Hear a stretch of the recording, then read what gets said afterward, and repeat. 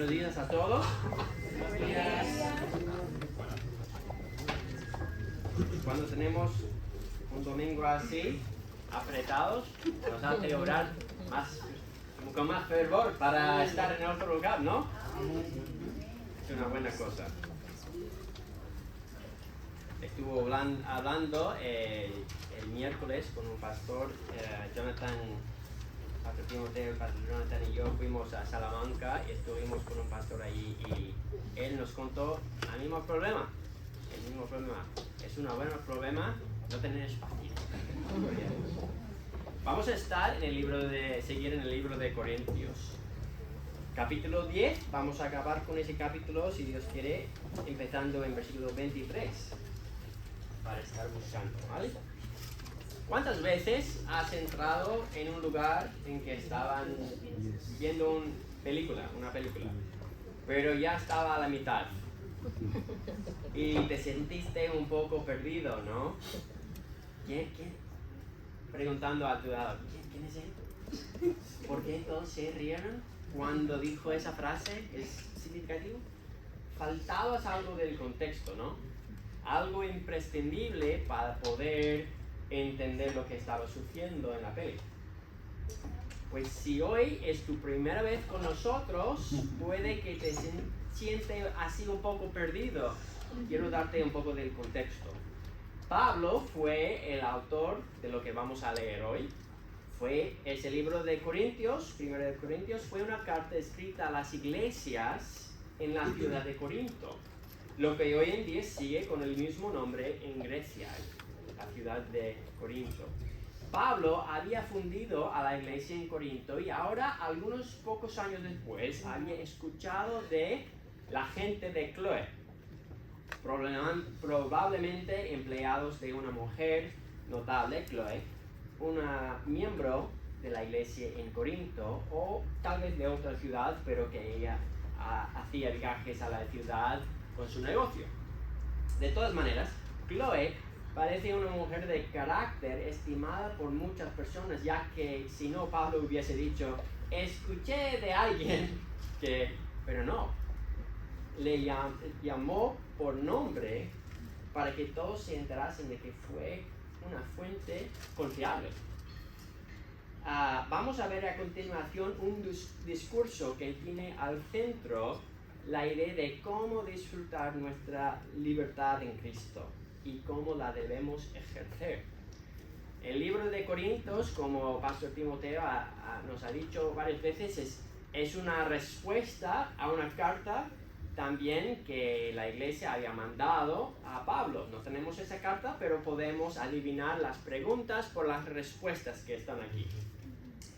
Y está tratando de problemas fuertes en la iglesia, ¿vale? Y este libro es muy cercano a nosotros porque luchamos con las mismas cosas. Después de 2000 años, seguimos luchando con las mismas cosas. Tenemos las mismas preguntas. Y como seres humanos somos muy predecibles. Y hay uno de dos extremos al que solemos inclinar. Uno es el del legalismo, y el otro es de la licencia, los dos extremos. Entonces, los del campo del legalismo tienen muchas reglas que hay que cumplir para, según su estimación, ser espiritual. Y los del campo de la licencia dicen que tienes libertad en Cristo para hacer lo que te da la gana. O sea, no hay regla alguna, no hay ley, porque Cristo quitó todas las leyes. Y sabes que cada uno de nosotros tenemos la tendencia de inclinarnos hacia el uno o al otro. No hay ninguno de nosotros que no, siempre estamos aquí a la mitad, no, siempre tenemos una inclinación o al uno o al otro. Yo no conozco a todos vosotros suficientemente para poder decir a cada uno a qué lado tiende, pero con algunos de vosotros ya lo sé, por cosas que decimos. Y imagino que alguno de vosotros sabes a qué lado suelo tender yo, porque cada uno de nosotros tenemos eso dentro de nuestra naturaleza.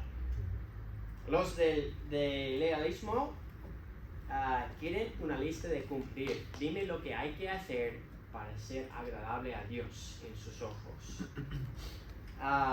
Suelen pensar, dime lo que hay que hacer y creer y lo haré.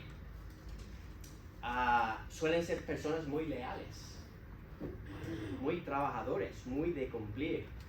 Un pastor dijo que ese tipo de iglesia, una iglesia que tiene ese carácter del legalismo, tiene una respuesta para todas las preguntas, pero es una iglesia en que nadie hace preguntas.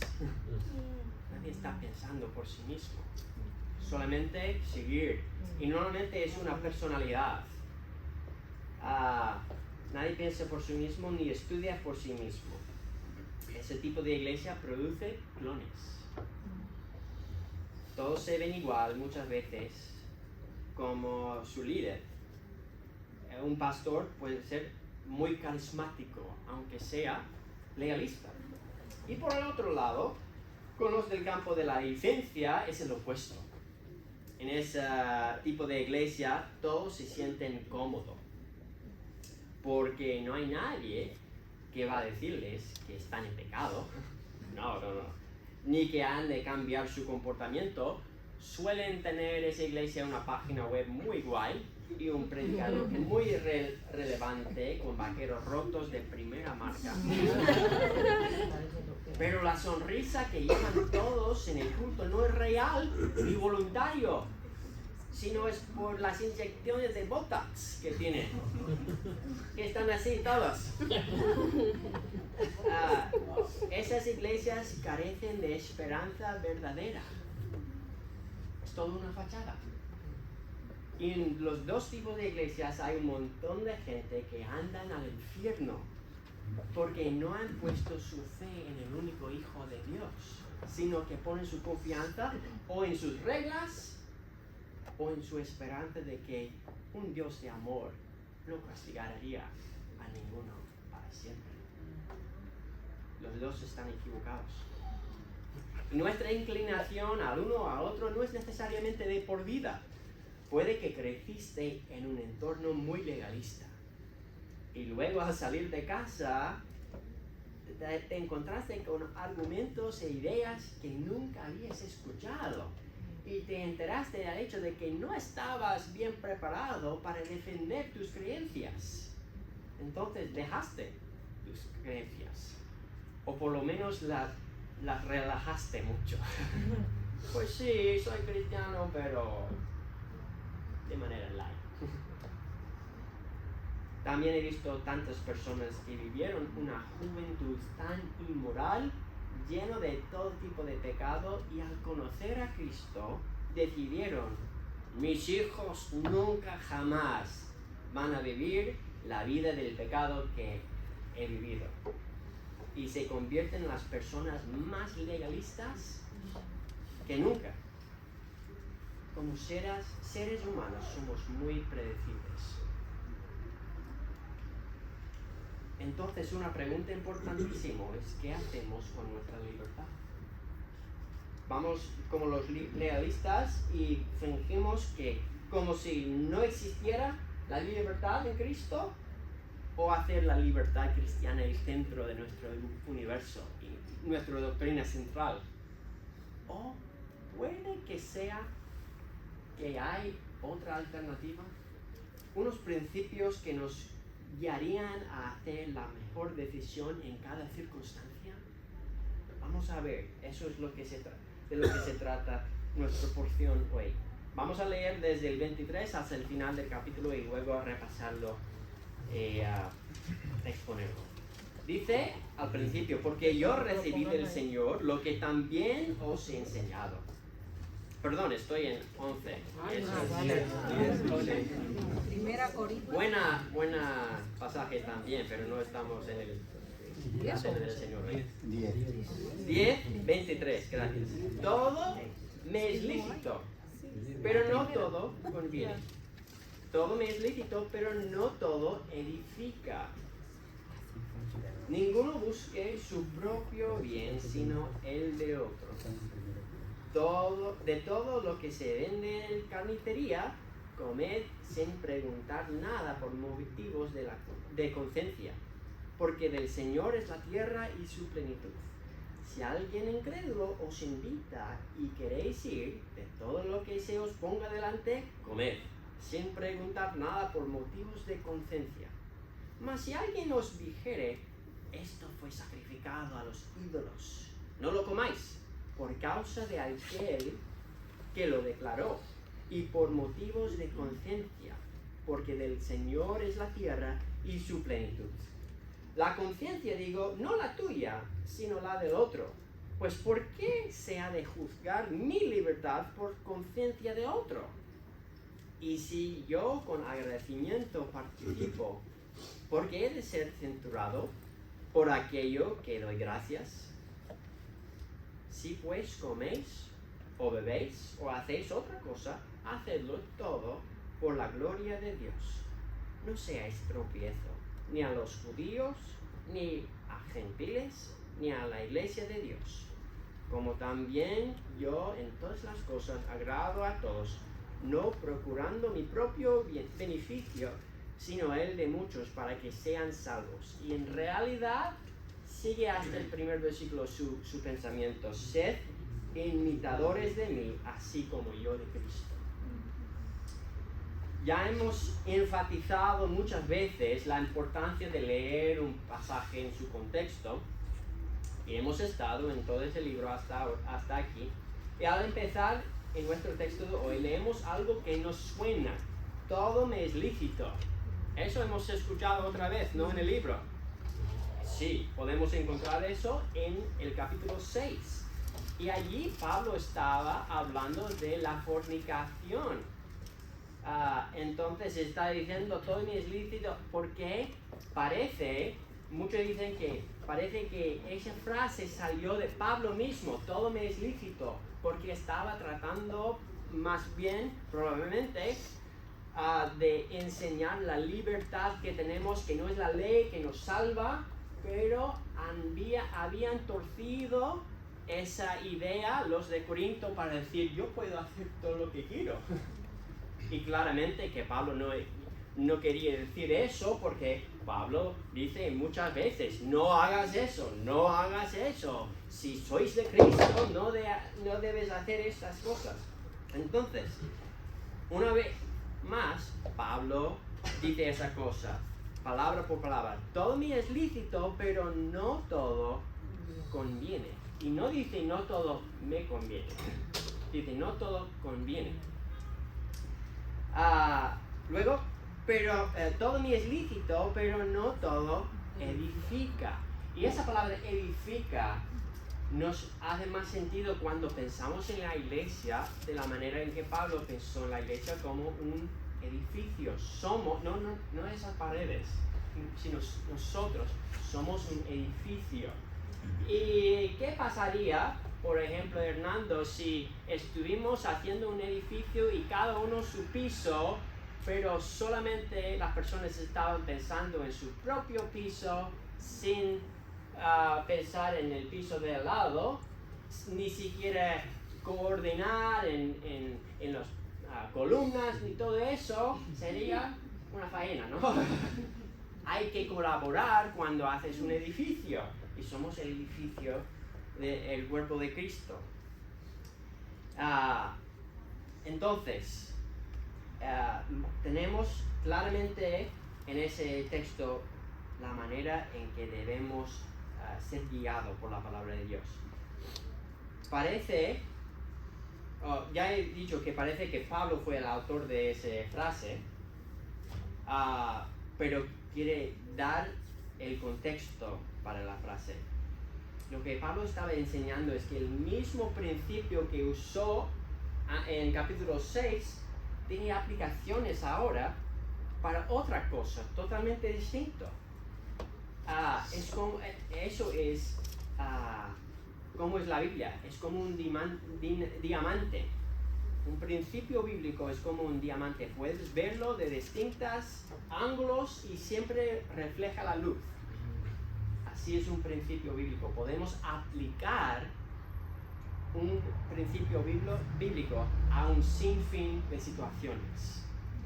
Y por ejemplo, con legalistas, ellos quieren una regla para cada circunstancia, pero la palabra de Dios y su sabiduría dice, no, tienes que mirar, estudiar mi palabra para saber a través de esos principios cuál es mejor en esa circunstancia. Y vamos a ver que las circunstancias cambian, pero la palabra de Dios sigue. ¿Vale? Entonces, pregunta 1 que Pablo pone, ¿es de provecho? Y no solamente ahí dice, para mí y para los demás. Lo que voy a hacer ahora, ¿es de provecho? ¿Conviene esa decisión si lo hago? Y luego pregunto 2, ¿es edificante? Porque algunos pueden malinterpretar de provecho, diciendo me conviene a mí. Y por si nos malinterpretamos eso, dice a continuación, ¿es edificante?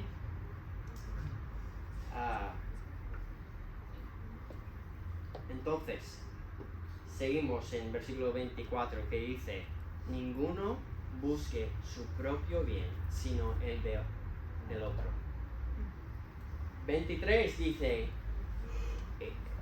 unas preguntas que hacer a tener una circunstancia, y luego dice el principio que va encima de todo eso. Tenemos claramente puesto el principio que nos debe guiar. Es la cerca que ponemos alrededor de nuestra libertad, pensando primero en el bien de los demás. Que nuestra libertad en Cristo no es una licencia para hacer cualquier cosa. Dentro de nuestra libertad en Cristo podemos hacer cualquier cosa, pero no debemos. O sea, hacer algo no me va a quitar la salvación, pero me puede dañar el testimonio y puede dañar la conciencia de otra persona, tal vez más débil.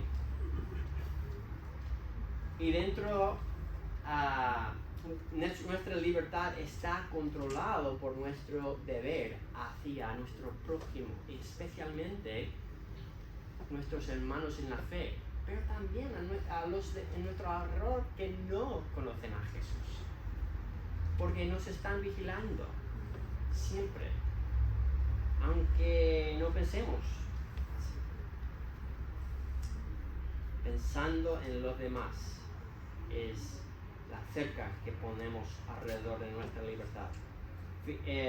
Pablo, vemos ese principio otra vez en la carta que envió a la iglesia en Filipo, diciendo, nada hagáis por contienda o por vanagloria,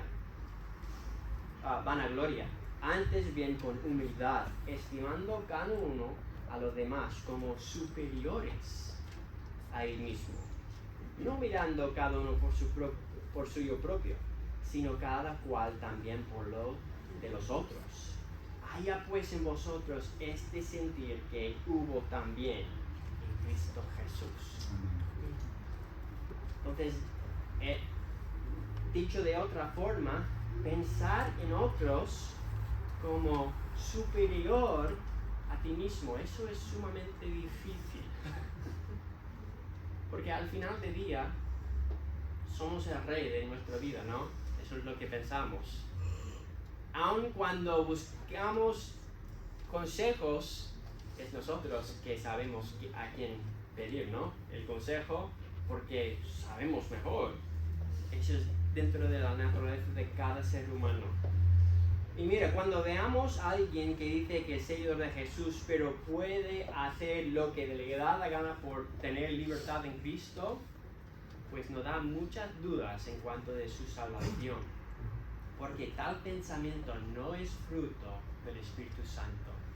Y si alguien ha nacido de nuevo, tiene el Espíritu Santo dentro. Y si dice, pues yo puedo hacer esas cosas porque tengo libertad en Cristo, pues, pero no parece que el Espíritu Santo está dentro de esa persona. Versículos 25 al 27 dice, de todo lo que se vende en la carnicería, comed sin preguntar nada por motivos de conciencia, porque del Señor es la tierra y su plenitud. Si alguien incrédulo os invita y queréis ir, de todo lo que se os ponga delante, comed, sin preguntar nada por motivos de conciencia. Luego nos pone un ejemplo específico. Eso es algo que pasaba a menudo. Aquí en Logroño no tenemos un templo por lo que sé, a que sacrifican animales, ¿vale? Excepto el templo de nuestro estómago, ¿vale? La verdad es que tenemos esa libertad. Está diciendo ahí, tuvieran esa libertad para comer esa carne e incluso era más barato. Y estaba diciendo, solo es carne. Si fuese ofrecido a un ídolo, no hace nada. No cambia la carne, sigue siendo carne.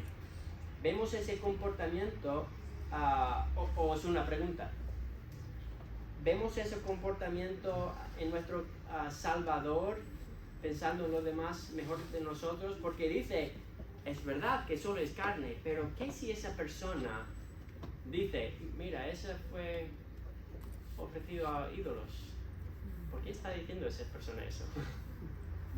Porque quiere ver nuestra reacción. Porque, fíjate, si eres un seguidor de Jesús, eres el mejor cristiano que alguien conoce.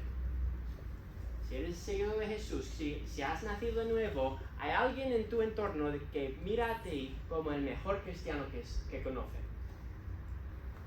Entonces, a esa persona te vigila a ver lo que hace daño cuando alguien se enfada con él. Lo que hace Timoteo cuando alguien le corta en el tráfico. Lo que hace sin fin de aplicaciones.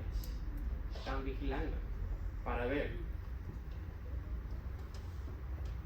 Pero vemos a continuación en ese versículo, hablando del Señor, de Jesús, el cual siendo en forma de Dios, no estimó el ser igual a Dios como cosa que aferrarse.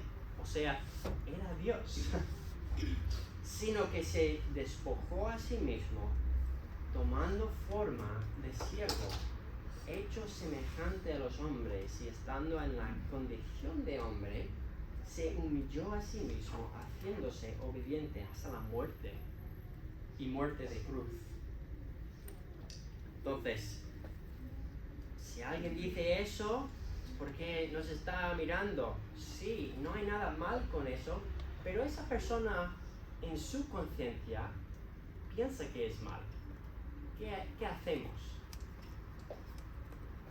Él dice a continuación, si alguien os dijere, eso fue sacrificado a los ídolos, no lo comáis por causa de aquel que lo declaró, no por vuestra conciencia, porque sabéis ya, es algo que está permitido dentro de la libertad de Cristo. No es pecado hacer eso. No estamos hablando de comportamientos que la Biblia prohíbe. Estamos hablando de las cosas que la Biblia dice, puedes hacerlo dentro de la libertad de Cristo. Pero, a causa de lo que declaró y por motivos de conciencia, porque del Señor es la tierra y su plenitud. A continuación vemos de nuevo el principio que pone límites o que guía nuestra libertad, pensando en el bien de los demás, en el bien del Evangelio. A veces los incrédulos y aún a veces los cristianos inmaduros nos ponen a prueba. Están mirando a ver qué lo haremos. Eso puede ser en forma de una pregunta o una situación. Tenemos que ser sabios y no caer en la trampa. Una aplicación de eso podría ser en las redes sociales. Casa nunca se gana mientras hacemos argumentos en redes sociales. Porque la gente no va a las redes sociales para buscar consejos de verdad. Más bien para declarar su opinión. Entonces cuando enganchamos en esos discursos, ya hemos perdido. Entonces el sabio no pierde tiempo hablando con pantallas, sino pasando tiempo en presencia de personas reales, donde es más difícil sacar lo que has dicho fuera de su contexto, ¿vale? Dice, porque del Señor es la tierra y su plenitud. Eso se hace referencia al versículo 20 que vimos la semana pasada.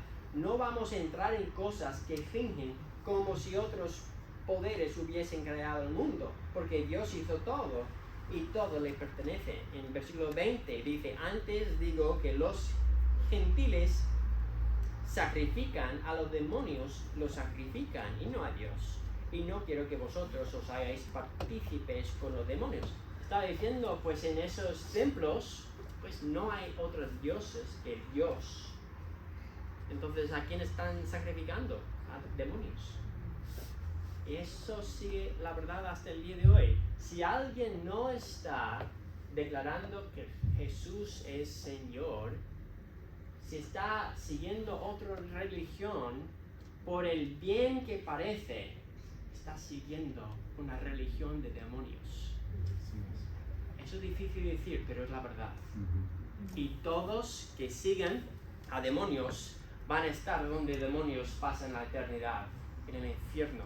Eso es una cosa sumamente difícil escuchar, es difícil para nosotros decir también, pero es el mensaje, un mensaje de amor, por decir, yo no quiero que vayas ahí, quiero que tengáis una relación con tu Creador. Entonces, del Señor es la tierra y su plenitud. Por eso, si un incrédulo dice, mira, eso fue sacrificado a ídolos, ojo, es una prueba, pues, gracias, pero yo voy a pasar, ¿vale? Porque está mirando a nuestra respuesta. No es que es algo malo o un pecado comer eso, pero sí es un pecado ofender la conciencia de esa persona que no conoce al Señor, ¿vale? Versículo 29, a continuación dice, la conciencia, digo, no la tuya, sino del otro. Pues, ¿por qué se ha de juzgar mi libertad por la conciencia del otro? Es una buena pregunta. No es algo malo comerla, dice, sino que esa persona sea un recién convertido, un incrédulo, piensa esa persona que es pecado y quiere ver lo que vamos a hacer, y si nos ven a nosotros haciéndolo, pues entonces se cauteriza la conciencia de esa persona en otros asuntos más graves. Entonces vemos el principio una vez más, en circunstancias cuestionables, no a nosotros, tenemos claro que eso no es pecado, pero es cuestionable a otra persona. Vamos a dejar nuestra libertad como hizo Jesús, tomando forma de un siervo, para decir, en esa circunstancia voy a dejar eso. Tal vez si es un recién creyente, recién nacido en el Señor, tal vez 5 años después vamos a decir, sabes que eso la verdad no es pecado, pero en ese instante no era el tiempo apropiado para decir eso. Viene con la madurez. Os pongo un ejemplo del principio invertido de nuestro día a día. Sara y yo tenemos varios conocidos inconversos que son vegetarianos, incluso algunos veganos, y si le invito a alguno a mi casa a comer, no voy a ejercer mi libertad y preparar chuletón de la tienda de Luis. Más bien voy a preparar algo plato vegetariano para que podamos disfrutar todos, porque de más provecho es en tal circunstancia que me vean a mí dejando mis derechos en vez de insistiendo en ellos. Me va a abrir más oportunidades para hablar de mi Salvador si dejo mis derechos. Podemos aplicar eso a la política también. A veces entramos en asuntos de la política y hablamos y nunca vamos a cambiar la opinión del otro, pero queremos ganar el argumento y perdimos nosotros. Perdimos un amigo y podemos decir en esa circunstancia, ya sabes mi posición y no quiero entrar en ese argumento. te respeto, pero sabes que no creo en eso. Y dejarlo ahí. Y seguir amando a esa persona sin entrar en esos debates que no valen para nada. Ni ganan nada. Versículo 30 dice: y si yo con agradecimiento participo, ¿por qué he de ser censurado por aquello de que doy gracias? Está diciendo, yo estoy maduro y yo sé que no es pecado. Entonces, ¿por qué he de ser censurado por aquello de que doy gracias? He dado gracias por esa comida, esa carne tan rico, gracias a Dios por eso, y voy a comer. Es porque estamos ofendiendo la conciencia de otra persona que piensa que sí es malo. Estamos perdiendo una oportunidad del Evangelio. Hay una cosa que en sí no es pecado, pero puede que pecamos por haber puesto nuestra libertad por encima del bien de nuestro prójimo. Voy a decir eso de nuevo. Hay sin fin de cosas que en sí no son pecado, pero puede que pecamos por haber puesto nuestra libertad por encima del bien de nuestro prójimo. Versículo 31. Si pues coméis o bebéis o hacéis otra cosa, haced todo para la gloria de Dios. Hemos escuchado ya en la primera hora que hay un montón de gente que malinterpretan ese versículo. Pero en su contexto, ¿qué está diciendo? En nuestra libertad tenemos el privilegio de dejar nuestra libertad para el bien del otro. No está diciendo, podemos hacer cualquier cosa y glorificar a Dios. Dice, podemos hacer cualquier cosa, pero voy a glorificar a Dios haciendo lo que hizo Jesús y tomar forma del siervo y humillarme ante mi prójimo que piensa que es una mala cosa hacer. Aunque no es malo, pero él piensa que sí. Entonces, eso de glorificar a Dios en todo lo que hacemos habla en su contexto además de dejar mis derechos en ciertas ocasiones. ¿Y habéis captado lo que acaba de decir Pablo y el significativo que es ese versículo? Aún las pequeñas decisiones de mi vida, las cosas cotidianas de nuestra vida, le importan a Dios. Si vas a una máquina de Coca-Cola y echas la moneda ahí y sacas algo, ¿le importa a Dios lo que elegimos? ¿Podemos glorificar a Dios en elegir una bebida? Según Pablo, sí. Si pues coméis o bebéis o hacéis otra cosa, ¿qué se incluye en otra cosa? Todo lo que hacemos en nuestra vida. Hacedlo todo para la gloria de Dios. Pero normalmente pienso en agradecer a Dios cuando estoy ayudando con los jóvenes o aportando una bebida al tiempo de comunión, o cuando estoy ayudando a una señora a cruzar la calle o esa. No, dice todo. Es nuestra mentalidad siempre en todo lo que hago. Quiero agradar a Dios. O sea, no elijo lo que hago a base de lo que me agrada, sino lo que agrada a Dios. ¿Le glorifica a Dios más si insisto en mi libertad en ese momento o si doy preferencia a mi prójimo? Entonces pongo un ejemplo. ¿Le importa a Dios si tomo 5 minutos más por la mañana? ¿Le importa a Dios lo que elijo o si invito a otra persona o dónde voy? Sí, cualquier cosa. En la manera en que cepillo mis dientes, ¿le importa a Dios? Solo estoy poniendo esos ejemplos para decir, sí, cualquier cosa que hacemos le importa a Dios. No es que Dios está diciendo, el dentista no ha dicho eso así, es 2 veces al día y que con hilo de cepillo. No. Es que Dios quiere estar en cada parte de nuestra vida. esa relación tan íntima. Versículo 32. No seas tropiezo ni a judíos, ni a gentiles, ni a la iglesia de Dios.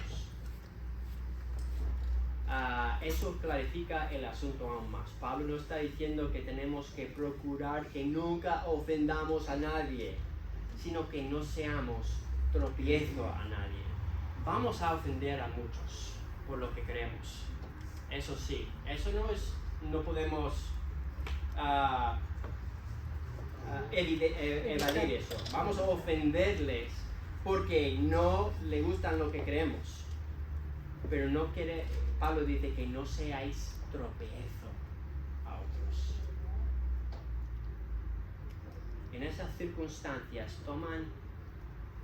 van a tomar ofensiva a nuestras creencias, o sea, a nuestro Dios, no necesariamente a nosotros. Lo que Pablo está diciendo es que nunca seamos tropiezo espiritual a los demás. Versículo 33 dice, como también yo en todas las cosas agrado a todos, no procurando mi propio beneficio, sino el de muchos, para que sean salvos. Sed imitadores de mí, así como yo de Cristo. Y si sacamos ese versículo 33 fuera de su contexto, yo en todas las cosas agrado a todos, parece que quiere la estimación de los demás, Pablo. Pero claro, hemos leído todo el libro hasta ahí, y en capítulo 3 dice, yo no puedo hablar con vosotros como adultos, sino como bebés. Pablo no quiere la aprobación de los demás. Está diciendo, en cuanto habla de mi testimonio del Evangelio, quiero que tenga una puerta con cada persona, sea gentil, sea judío. Entonces, que entendamos nuestra libertad en Cristo. Tenemos libertad en Cristo para que podamos elegir actuar tal como actuaba Cristo, como un siervo. Oremos. Padre Santo, Padre mío, te doy gracias por el día de hoy. Y hemos hablado de algo que implica pensar, implica humillarnos ante ti en circunstancias que nuestro orgullo quiere decir, eso es la verdad, eso es lo que puedo hacer. Tenemos que humillarnos y decir, por causa del Evangelio, voy a dejar a mis derechos aquí, para que esa persona, para que tenga oportunidad de hablar de Cristo con esa persona y vivirle ante él. Padre Santo, seguro que hay varias personas en este aula hoy que nunca han entrado en una relación contigo a través de Jesús. Es nuestro deseo que no salgan hoy sin conocer la paz que viene de saber, conocer el perdón de nuestros pecados. Es una vez para siempre. Por haber puesto nuestra confianza en Jesús, diciendo sí, lo que hizo en mi lugar, en el cruz del Calvario, y luego el hecho de que resucitó de entre los muertos, eso compró mi redención, eso pagó mi deuda.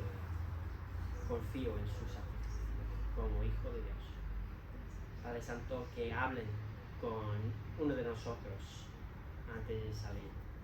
Y para nosotros que no seamos tropiezo a nuestro prójimo, sino que tomamos forma de siervo como hizo Jesús, para que el Evangelio se expande cada vez más aquí en Logroño y La Rioja y en España, al fin de la tierra. En nombre de Jesús oramos. Amén. Estamos muy agradecidos especialmente por